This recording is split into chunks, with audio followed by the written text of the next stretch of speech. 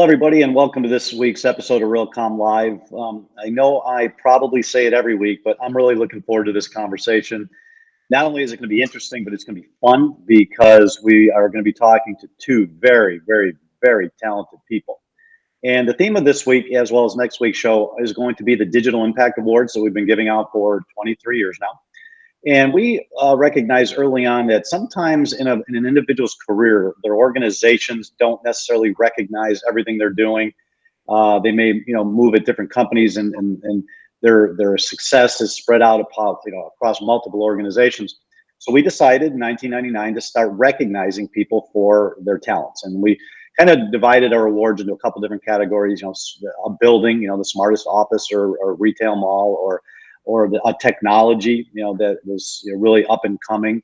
And then we looked at organizations as far as how they use technology, how a real estate company would use organizations. And then at the time, our highest level award was the Digital Impact Award, which got changed to the Devine Digital Impact Award about 5 years ago, after one of our really heartfelt, loved partners, Devine, passed away. So today we're going to be talking with Ilan Zachar, the CTO of Carr Properties, and Denise Taylor, President of Global Technology Solutions for Legends, because both of them received the Devine Digital Impact Award for Realcomm this year. So with that, why don't we bring on our guests? And I think you're going to enjoy this conversation. Hello, how are you folks? Hi, Jim. Good morning, Jim. Always good to see you. And I know, we always chat before these, and we were joking that, how long is today's show going to be? 3 hours? Because I started posing some questions and they got deeper and deeper. And I know it's easy for people to watch something like this and go, oh, just another face, another topic. But we really take a lot of time to choose who we talk to and what we talk about. And certainly, we do have Realcomm Live episodes where we talk about a building and what technologies are in it, or we talk about a organization that is using technology to automate a process in the back end. But this conversation, because we're talking about the Digital Impact Award, is about people, the person behind the innovation, the person who chooses the technology to put into the building or into the cloud to automate the real estate. And both of you have won this year, right? And so it's what we're going to try to do in the next 18 to 20 minutes or so is to get to the heart of what makes you different, what makes you tick, why, what is the common DNA that Ilan and Denise both have.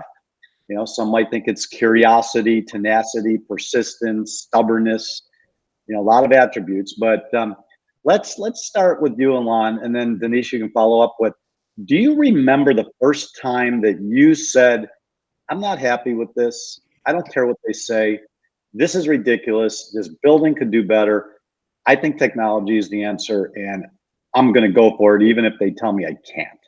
Ilan, do you remember the day? Was there a day? So there's actually 2 days. There's I don't know the specific day, but I can tell you the event that it actually happened. We're sitting in a management meeting, CEO, COO, CFO, and I came up with a solution of something that we need to do. And they asked me, so what is Regency doing about this? Or what is Westfield doing about this? And I said, well, who cares?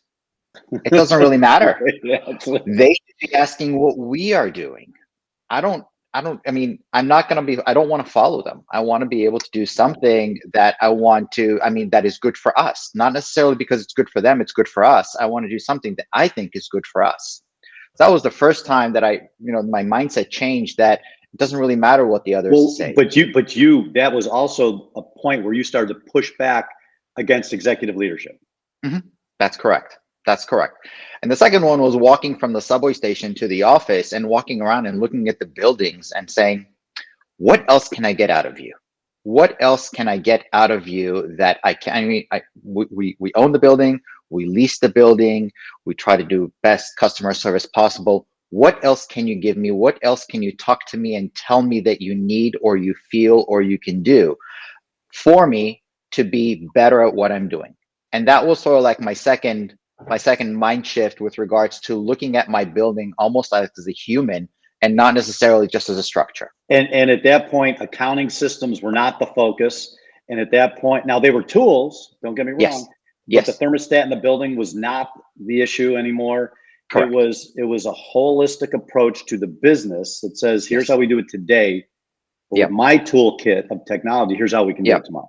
At that point, you need to be on a maturity level. You need to be at a specific level where the back of the office is running, that you don't have to worry about it. So if your back of the office is set and ready, and there's so many tools and so many outsourcing and so many capabilities today to be able to bring that to peace very quickly, so you can really focus on the business.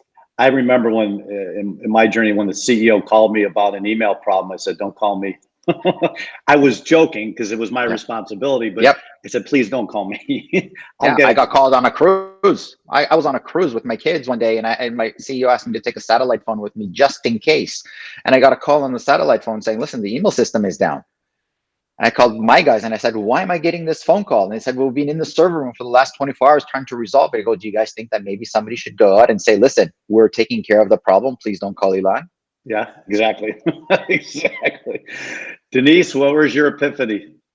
I think my epiphany was in my early years with a sports entertainment company, and we were challenged with this home experience. So we were building large venues around the world, right? And we were really challenged with this home experience. Suddenly, you had these really rich screens at home and everything else. And, we would talk about this in the boardroom and the executive room.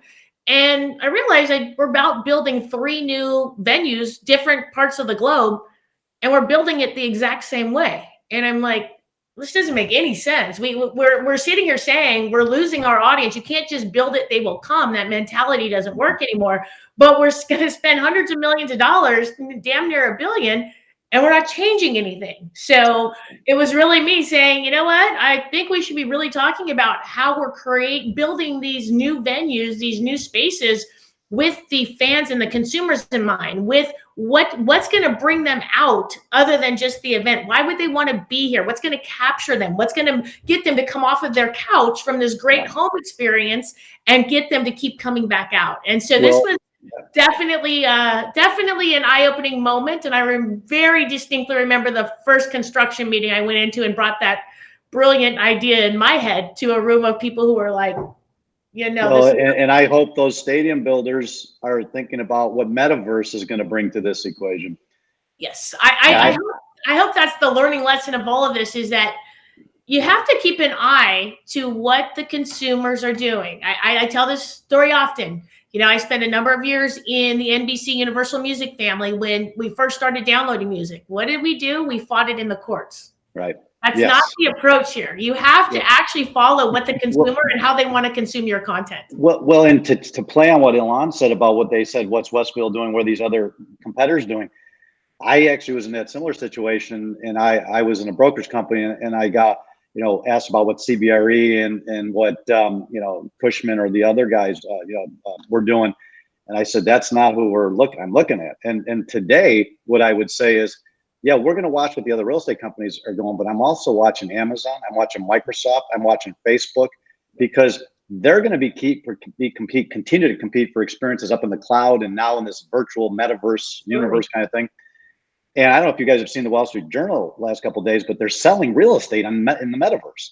I mean, they're selling. I don't even know what that means yet. Like, what do you buy, like Arizona in the metaverse, or do you buy a stadium in the metaverse so you can put on your 3D?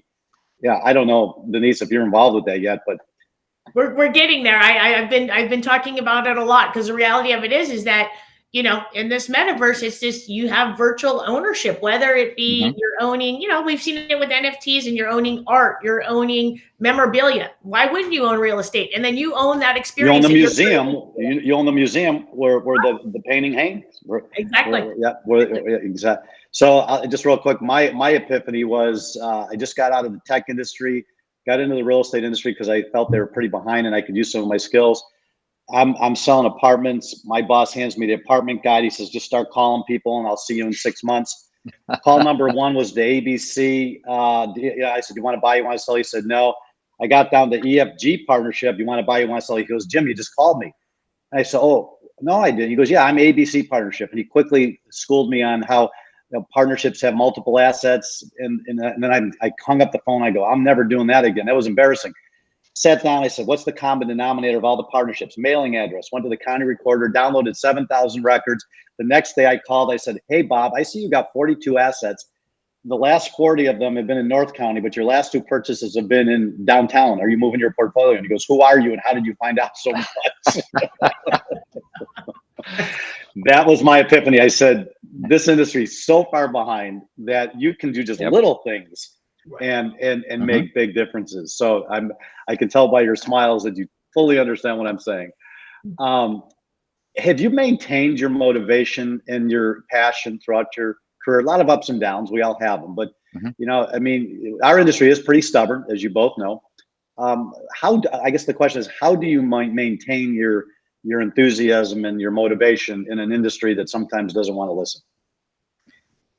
Denise, we'll start with you. Yeah, I'll jump in. For me, to be honest with you, my motivation and passion actually just continues to grow. It hasn't fallen off at all. And I think my big focus is I just live for the thought that we're creating experiences for people, all stakeholders, whether it be a guest, a fan, a consumer, the employee, brands, retail, tenants.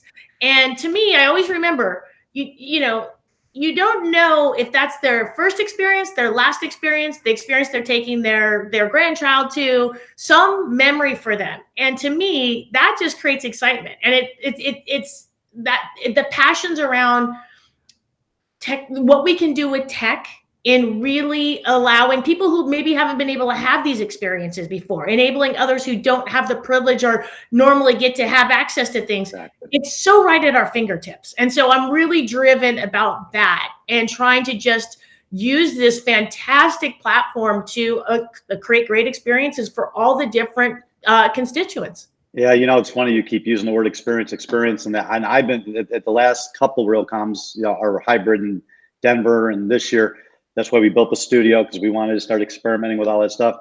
And in the industry, I don't think is fully understand yet that when I go to an office, I want an experience. When I go to a mall, I want an experience. And if you don't use technology in your tool bag, you're missing the biggest opportunity. Completely agree. Ilan, how about you? So, you know, I always say that, you know, our job is 80% marketing and 20% technology, because, you know, we always find the solutions that are there. But at the beginning, we would look for this cool technology, and then we would go create the problem in the company in order to be able to use this cool technology.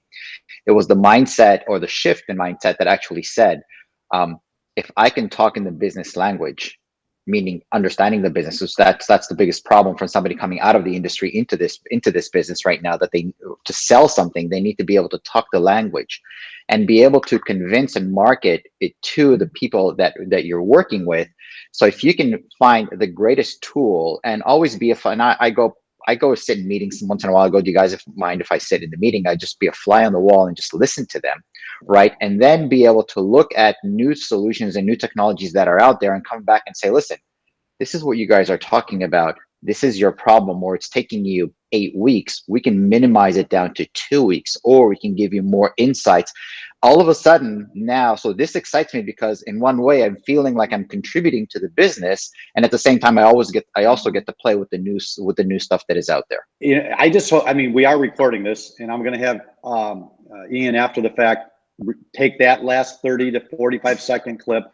We're going to send it to every startup in our industry, because there is no better advice. Listen, but understand the business. Your 20-80 rule, technology is 20% of the problem. Issue 80% is understanding, listening, and communicating. And why is that so hard? I mean, we've been doing events for 23 years, and I've seen the best technology in the world. And then I see everybody hit the wall when that number one, they don't recognize that their job, especially in IT, you know, related fields, is about business.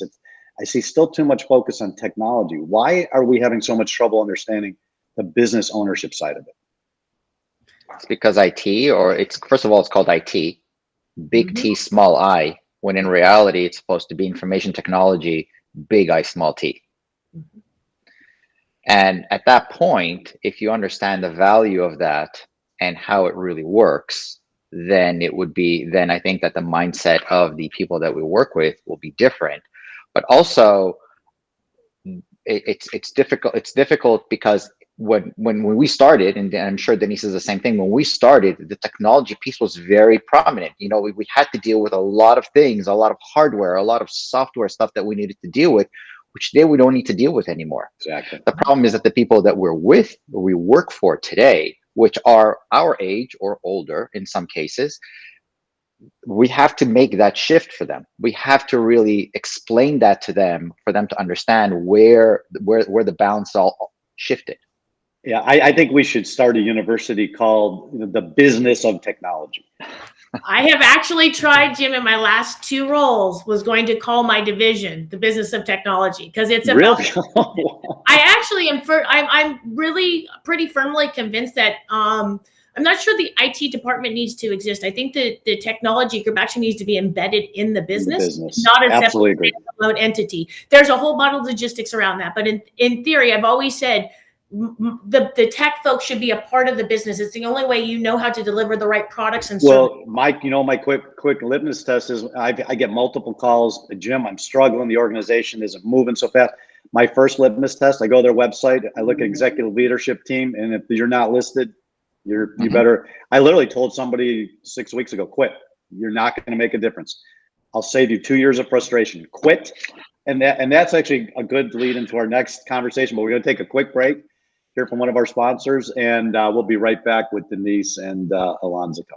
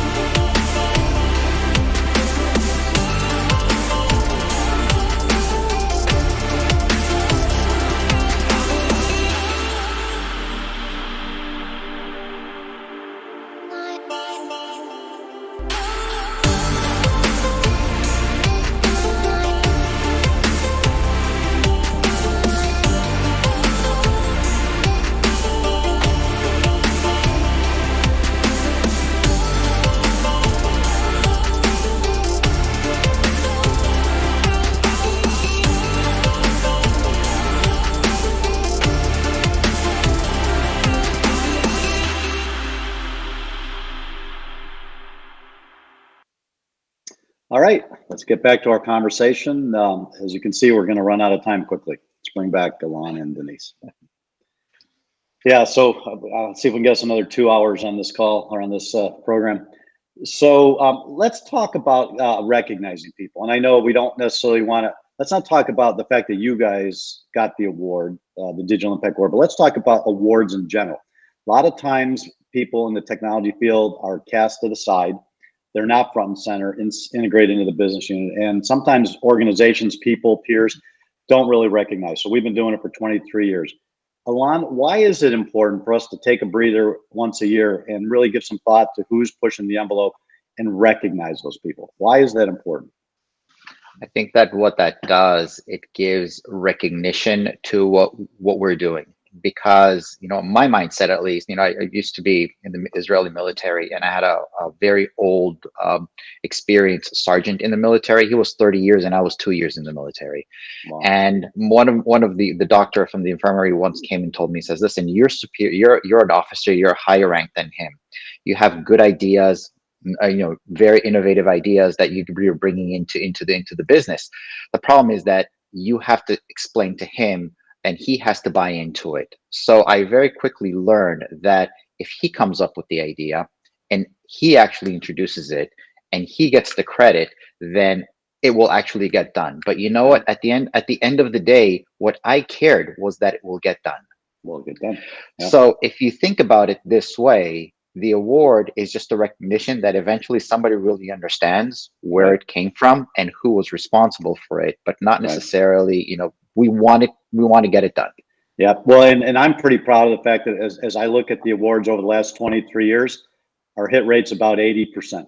I mean, people like Andy Florence, CoStar, Dennis DeAndre, LoopNet, who CoStar bought, Google Earth in 2001. If you Google Earth, the announcement date for Google Earth on the little pendulum or platinum, what do they call them, those little, anyways, when you do a search for Google Earth, it comes up June 1st, 2001.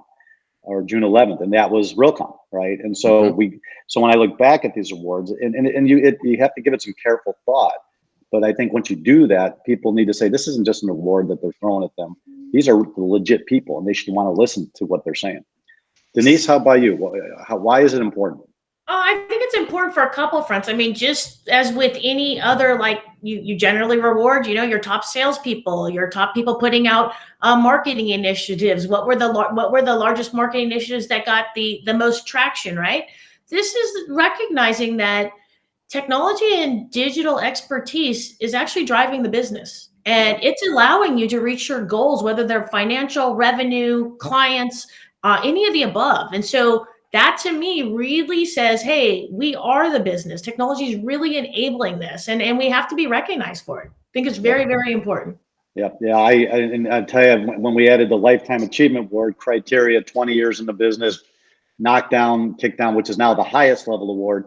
And in 2020, we caught up and nominated or gave the award to 20 people, and now we give one a year. When I look at that list, I mean, I see the Scott Morris, I see the Wayne Pryors, I see the Harry Gunasinghams from Singapore, the Don Goldsteins, the Maureen Ehrenbergs. These are just people who I've known for 20, 25 years who have not stopped. They get slammed down, they get kicked around, and somehow they just keep coming back up and making a difference. All right, two more quick questions, and we have a few minutes. Scale of 1 to 10. You're busy, but how important is it for you to share what your great work with other people? 1 to 10. Ilan? 11. Denise? 15. Hey, okay. This works is if But wait a minute. Hold on. But wait a minute. Your real estate's competitive. I want my mall to be better than yours. My state to be better than yours. Why would you go and give your secrets to your competitors? It's not a secret. It's actually what's going to drive our industry and what's going to make us successful to keep meeting what the consumers and all of the constituents want. I'm not saying you go out and share your proprietary type of knowledge. I'm saying you share how we have to evolve our industry. We don't want to see our industry fall so much that suddenly, we were up against this Amazon effect for so long within the malls, right? That's not going to do me any good if I had only changed it for my time at Westfield. It's really getting the whole industry to stay very, very relevant. Yep. At the same time, I can look at what Denise is doing and wait, right? Or Denise can actually talk to me and say, listen, Ilan, we really want to try something out. You have 16 buildings that you can really probably pilot this on all of your buildings. Let's work together. Yes. Right. So now I can actually benefit from that level of technology in my environment, good or bad. I may use it, I may not ever be able to use it, but understanding and sharing. I mean, Denise can throw more money at a project that I am doing and be there very quickly. But if I share my knowledge together with her and she shares the knowledge together with her, then we're collaborating and we're working together. And that's what really helps. Well, typically this attitude is found in very mature leaders who realize that a rising tide carries all boats. And that if you work together, you'll minimize your failure, and everyone will be able to run faster if you're not doing the same thing and hiding what you're doing, right? And so I just shout out to the Realcomm, IBcon, CoreTech communities. We have the biggest group of sharers on the planet. I mean, they're doing the best work, most innovative work, and they're therefore very busy people. But they're the first to say, "Yeah, I'd love to come on, do a webinar, or do a Realcomm live, speak at a conference session." So. A shout out to our whole community for being just like the two of you, very, very willing to share. So final question, 30 seconds. Ilan, what do you tell your 25-year-old peer you see the passion, the fire in their eyes, but they're in the beginning part of their career, and I want to grow up and be just like Ilan? What do you tell them? Be uncomfortable. Don't do only the things that you like doing, and be open. So the problem is that we fall into something, we like something to do, and then we stick to it. But then that blocks us from being able to open up and look at a lot of other things. So I want to be uncomfortable all the time. So that way I'm actually working and trying to learn new things. Boy, I'll tell you, 2021 pandemic, trying to put on a conference, decided to do a hybrid. 40 people from 2,500 in Nashville to 40 people in Denver, need to build a studio, never did that. 7:59 in the morning, 1 minute before we started. Had no idea if it was going to work. Said a prayer, clicked the button. It did. It was one of the most painful years, but I would say it's probably one of the most rewarding years in my entire career. Yeah. Because it was, and I didn't choose the pain. We were all forced the pain, but Right. why not be uncomfortable and embrace it and see what happens? Very good advice. Thank you. Denise. For sure. Completely agree with Ilan on the being uncomfortable. I'd also say technology is the cornerstone of pretty much every business industry segment. Be a business person first with a subject matter expertise in technology. You really, keep your eye to what's happening across the business world in different sectors. I follow the finance world a lot. I'm blown away of how amazingly fast this very historic finance world of ours today is, that most people don't ever even go into a bank again. Most $1-million transactions are done digitally, right? Look how fast they evolved that world. And that's just how I've kind of led my life, is look at what's happening in business. Technology will enable you to really go across all different verticals.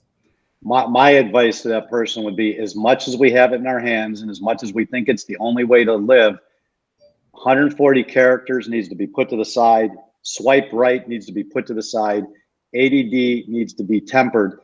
People need to spend 22 minutes and watch and listen to the two of you, because the advice that 25-year-old got in the last 20 minutes is insane. Thank you. Thank you, Thank Jim. you. No, thank you.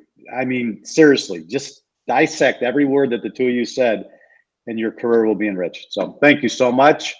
Thank you very much for having us. I'm going to be seeing you soon. Be well. Thank you. Thank you, Jim. Take care. All right. I told you 20 minutes, 22 minutes, whatever is not enough.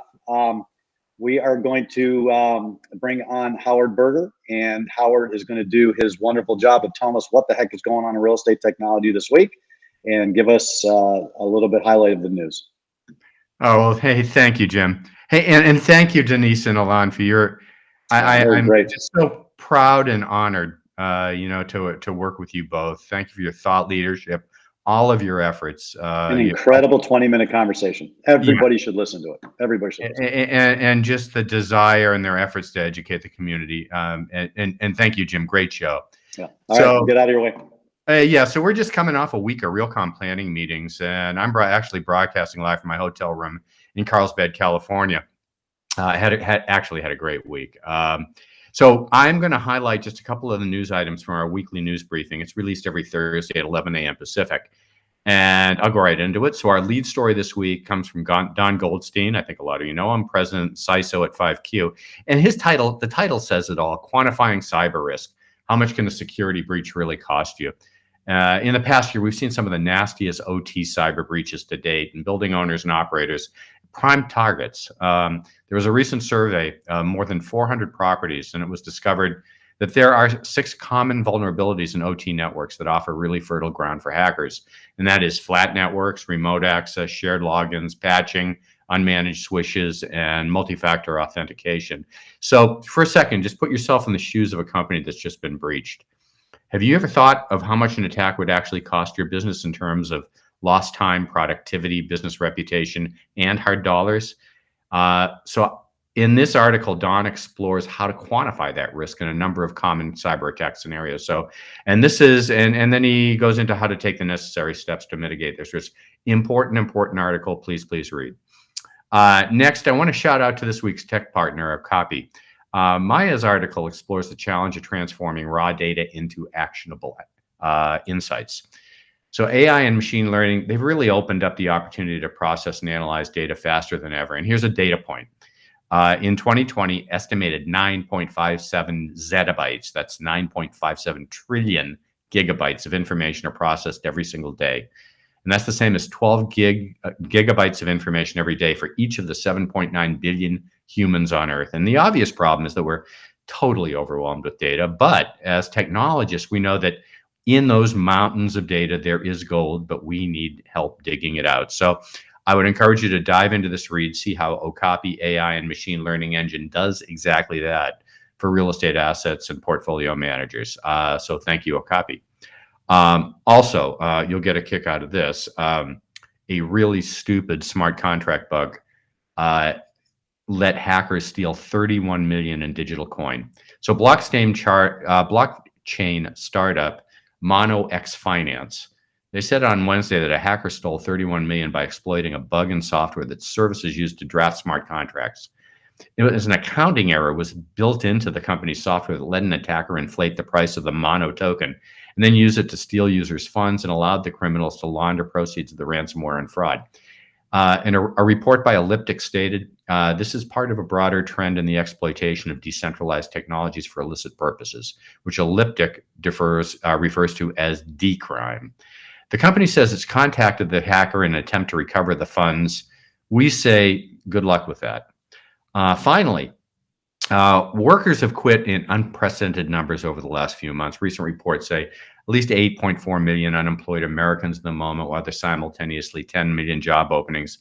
While the reasons for quitting have been widely documented, the question is, what are these people doing? Those folks who have quit their jobs, and the data is scarce, very scarce. But it looks like some are going to boomerang back to old employers, many requesting more flexible hybrid work schedules. But what about the others?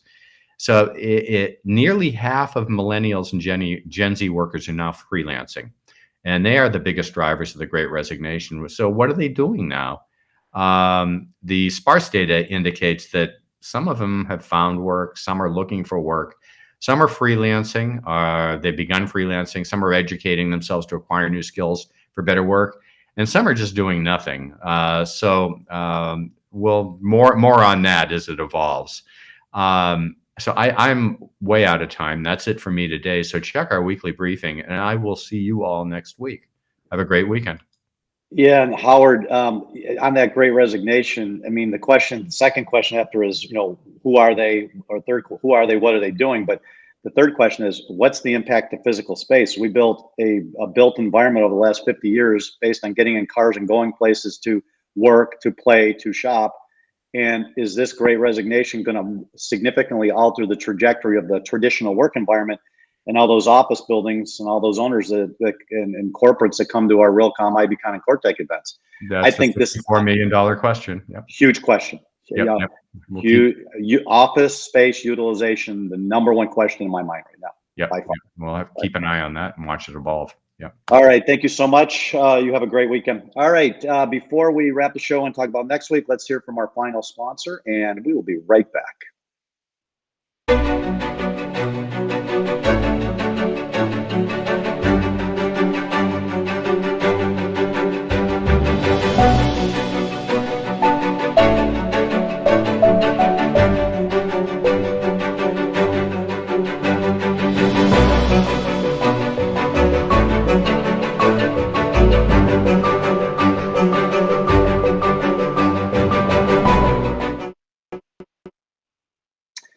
All right. So a great episode. You heard from serious thought leaders today. Not only are they smart, ambitious, innovative, hardworking, but they're willing to share. And if you like this episode, please tweet it out, send it to your friends, send it to your peers.